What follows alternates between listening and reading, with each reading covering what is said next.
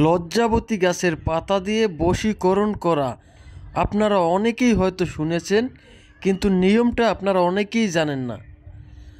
এই লজ্জাবতী গাছ দিয়ে যে কোনো নারী কিংবা পুরুষকে চালানের মাধ্যমে হাজির করা যায়, মাত্র 24 ঘন্টার মধ্যেই তাকে বশ করা যায়, তাকে বাধ্য করা যায়।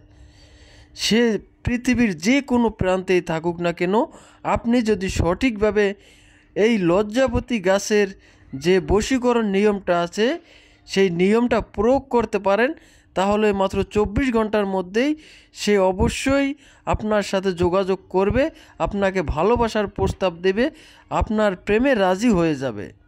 যদি আপনার কাছে ছুটে চলে আসা সম্ভব হয়, তবে মাত্র 24 ঘন্টার মধ্যেই সে আপনার কাছে চলে আসবে, আপনাকে না দেখে কোনোভাবেই থাকতে পারবে না।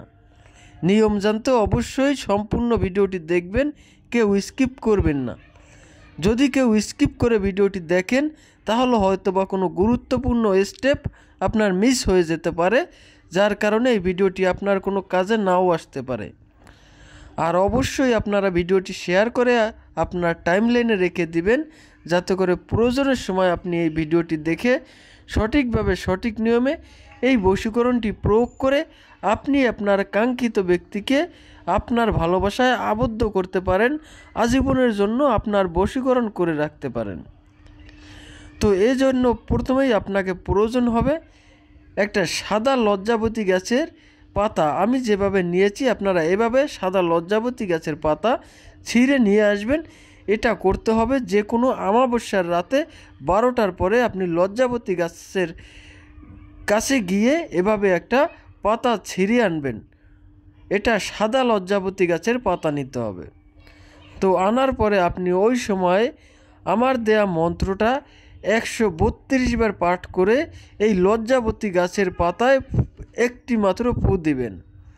মন্ত্রটি হচ্ছে, চালানে চলিয়া যাও 7 সমুদ্র 13 নদীর ওপারে, ধরবি তো ছাড়বি না, ফলনাকে না নিয়ে আসবি না, আসনে দোহাই কামাখ্যা মায়ের, যদি মন্ত্র নরে চড়ে, কালীদৌয়ের কুণ্ডলি ডেঙে মহাদেবের পায়ে পড়ে।